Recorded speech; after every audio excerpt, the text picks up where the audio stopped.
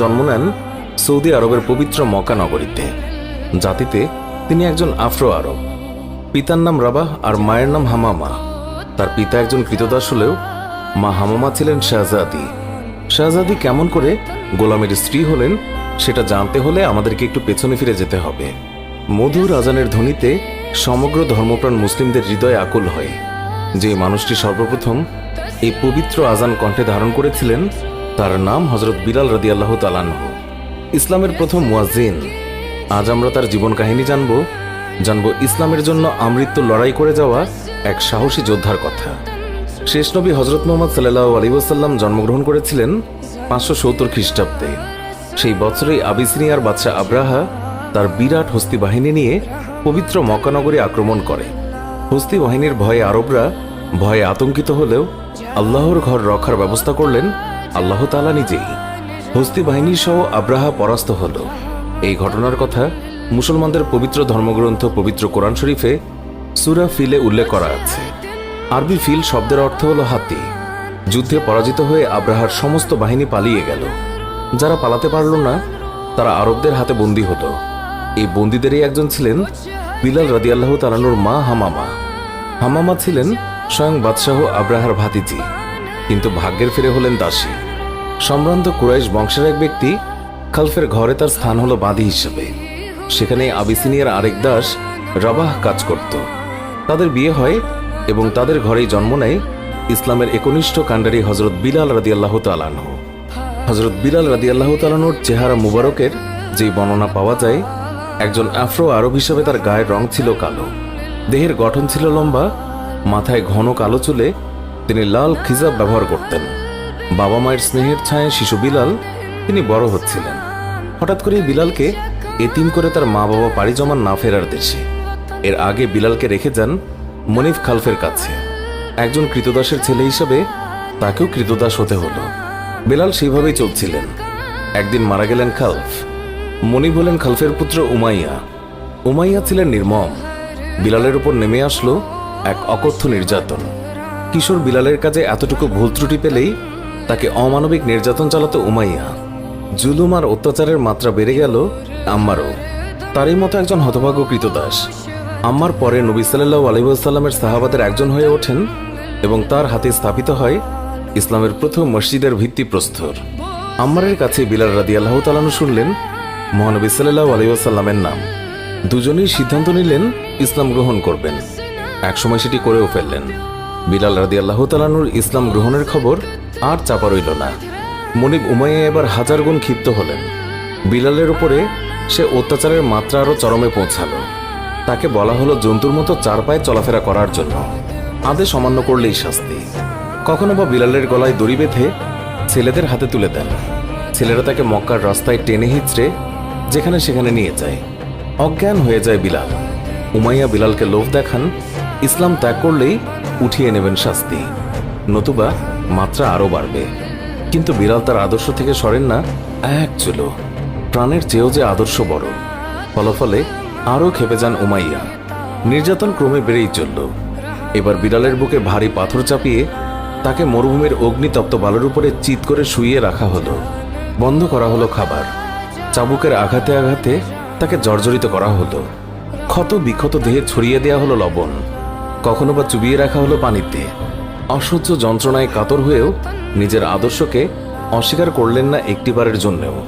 মনে মনে শুধু আল্লাহর কাছে প্রার্থনা করে যান একদিন নিশ্চয়ই এই যন্ত্রণার অবসান হবে। বিলালের উপরে এই ভয়ঙ্কর নির্যাতনের খবর গেল নবীজি সাল্লাল্লাহু আলাইহি ওয়াসাল্লামের কাছেও। কেঁদে উঠল তার অন্তর। ভাবতে লাগলেন যে কি করা যায়। সাহাবীদের সাথে আলোচনা করলেন। হযরত আবু বকর সিদ্দিক রাদিয়াল্লাহু তাআলা আনহু নবীজিকে বললেন, যেমন করেই হোক আমি হযরত বিলাল রাদিয়াল্লাহু তাআলা আনহুকে মুক্ত করে আনবই ইনশাআল্লাহ, যত টাকা লাগে লাগুক। আবু বকর গেলেন উমাইয়ার কাছে, কিন্তু উমাইয়া জানতেন আবু বকর ইসলাম গ্রহণ করেছেন। তিনি বুঝতে পারলেন আবু বকর বিলালকে ক্রয় করে মুক্ত করে দেবেন, তাই তিনি আবু বকরের প্রস্তাবে রাজি হলেন না। হতাশ মনে ফিরে এলেন আবু বকর। এবার এগিয়ে এলেন নবীর চাচা হযরত আব্বাস রাদিয়াল্লাহু তাআলা আনহু। তিনি বললেন, আমি যেহেতু এখনো ইসলাম গ্রহণ করিনি, তাই উমাইয়া আমার কাছে বিলালকে বিক্রি করতেও পারে। আর হলো তাই। উমাইয়া রাজি হলো তবে অর্থ নয়, তাকে গোলামের বদলে গোলাম দিতে হবে। তাই সে পেল। এই প্রথম মুক্তির স্বাদ পেলেন বিলাল রাদিয়াল্লাহু তাআলা আনহু। রাসূলুল্লাহ সাল্লাল্লাহু আলাইহি ওয়াসাল্লামের সহচর্যে তার জীবন একেবারে বদলে গেল নতুন করে। বিলাল রাদিয়াল্লাহু তাআলা আনহু যখন ইসলাম গ্রহণ করেন, তৎকালীন ইসলাম অনুসারীর সংখ্যা ছিল হাতে গোনা 10-12 জন। প্রায় আক্রমণ চলত তাদের উপরে। তাই নবীজি সাল্লাল্লাহু আলাইহি ওয়াসাল্লাম আদেশ দিলেন আবিসিনিয়ায় হিজরতের। সবাই বিলালকে অনুরোধ করল তাদের সাথে যাওয়ার জন্য, কিন্তু প্রাণের নবীকে ছেড়ে বিলাল কোথাও গেলেন না। এর কিছুদিন পর নবীর আদেশে বাধ্য হয়ে মদিনায় হিজরত করলেন। কিছুদিন পরের কথা, নবীজি সাল্লাল্লাহু আলাইহি ওয়াসাল্লাম মদিনা সফরে গেলেন। নামাজ পড়ার জন্য মসজিদ তৈরি হলো, কিন্তু সমস্যা দেখা দিল লোকজনকে একত্রিত করা নিয়ে। কি করা যায় তাই নিয়ে ভাবতে লাগলেন সবাই।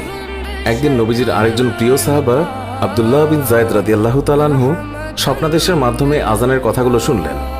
নবীজিকে শোনাতেই তা তার পছন্দ হলো। তিনি আব্দুল্লাহ বিন যায়েদকে আদেশ দিলেন বিলাল রাদিয়াল্লাহু তাআলা আনহুকে কথাগুলো শিখিয়ে দেওয়ার জন্য। বিলাল রাদিয়াল্লাহু তাআলা আনহুর কণ্ঠস্বর অত্যন্ত সুরেলা ও মিষ্টি হওয়ায় নবীজি সাল্লাল্লাহু আলাইহি ওয়াসাল্লাম বললেন, বিলালই হবে ইসলামের প্রথম মুয়াজ্জিন। তারপর থেকে বিলালের আজানেই আল্লাহর দরবারে হাজিরা দিত সকল ধর্মপ্রাণ মুসলিম। তার আজানে মন এক অদ্ভুত পবিত্রতায় ছেয়ে যেত। বিলাল রাদিয়াল্লাহু তাআলা আনহু ইসলামের প্রতি তার ভালোবাসা, ত্যাগ আর নিষ্ঠার পুরস্কার স্বরূপ লাভ করলেন সারা মুসলিম জাহানের প্রথম মুয়াজ্জিন হওয়ার গৌরব। তিনি নবী করিম সাল্লাল্লাহু আলাইহি ওয়াসাল্লামের প্রায় সমস্ত সাহাবাদের প্রিয়ভাজন ছিলেন। নবীজিকে তিনি প্রাণের চেয়েও বেশি ভালোবেসেছেন। একসময় অসুস্থ হয়ে নবীজি সাল্লাল্লাহু আলাইহি ওয়াসাল্লাম ইন্তেকাল করলেন। শোকে বিহবল বিলাল রাদিয়াল্লাহু তাআলা আনহু মদিনা ছেড়ে চলে যেতে চাইলেন, কিন্তু খলিফা আবু বকর রাদিয়াল্লাহু তাআলা আনহুর অনুরোধে মদিনায় থেকে গেলেও রাসূলুল্লাহ সাল্লাল্লাহু আলাইহি ওয়াসাল্লামের মৃত্যুর পর যত দিন বেঁচে ছিলেন তার মুখে কোনো হাসি ছিল না। বন্ধ করে দিলেন আজান দেয়া। সিরিয়ার যুদ্ধের সময় সেখানে পাড়ি জমালেন। বীরত্বের সাথে অংশ নিয়েছিলেন জিহাদে। ভাগ্যের এমনই লীলা খেলা যে উমাইয়ার হাতে বিলালকে দিনের পর দিন অকথ্য অত্যাচার সহ্য করতে হয়েছে। সেই উমাইয়ার মৃত্যু হল বিলাল রাদিয়াল্লাহু তাআলা আনহুর হাতেই। লোকে তার সুমধুর কণ্ঠের আজান শুনতে চাইত, কিন্তু তিনি রাজি হতেন না। শেষমেশ খলিফার অনুরোধ রাখতে গিয়ে রাজি হলেন ঠিকই, কিন্তু সম্পূর্ণ আজান শেষ করার সাথেই তিনি বেহুশ হয়ে গেলেন। তারপর তার আজান দেয়া একেবারে বন্ধ হয়ে গেল। যেখানে তার প্রাণের নবীজিই নেই, সেখানে তিনি কেমন করে আজান দেবেন? কেউ আজান দেওয়ার জন্য অনুরোধ করলে তিনি এর জবাবে বলতেন, আমি যখন আজান দেব তখন আশহাদু আল্লা ইলাহা ইল্লাল্লাহ বলার সময় ঠিক থাকতে পারলেও এরপর আমি নিজেকে নিয়ন্ত্রণ করতে পারবো না। আশহাদু আন্না মুহাম্মাদুর রাসূলুল্লাহ বলার সময় মসজিদের মিম্বরের দিকে তাকালে মহানবী সাল্লাল্লাহু আলাইহি ওয়াসাল্লামকে দেখব না, তখন সহ্য করা আমার পক্ষে সম্ভব নয়। তবু সাহাবীরা তাকে অনুরোধ করল, কিন্তু বিলাল রাদিয়াল্লাহু তাআলা আনহু আগের মতোই নিশ্চল। এবার সাহাবীরা অন্য এক উপায় বের করল। নবীজির দুই দৌহিত্র হযরত হাসান রাদিয়াল্লাহু তাআলা আনহু এবং হযরত হুসাইন রাদিয়াল্লাহু তাআলা আনহুকে ধরলেন বিলালকে আজান দিতে অনুরোধ করার জন্য। আর তাদের এই অনুরোধ বিলাল ফেলতে পারলেন না। এই ছিল তার শেষ আজান। আর সেই আজান তিনি শেষ করতেই পারেননি। আজানের মাঝেই তিনি অজ্ঞান হয়ে যান। এরপর মদিনা ছেড়ে তিনি চলে গেলেন সিরিয়ায়। রাসূলুল্লাহ সাল্লাল্লাহু আলাইহি ওয়াসাল্লামকে ছাড়া তার জীবন অসহনীয় হয়ে উঠেছিল। একসময় চিরবিদায়ের ডাক এলো। দমেস্কের ফাওলান নামক স্থানে 641 খ্রিস্টাব্দে মৃত্যুবরণ করলেন ইসলামের প্রথম মুয়াজ্জিন হযরত বিলাল রাদিয়াল্লাহু তাআলা আনহু। তাকে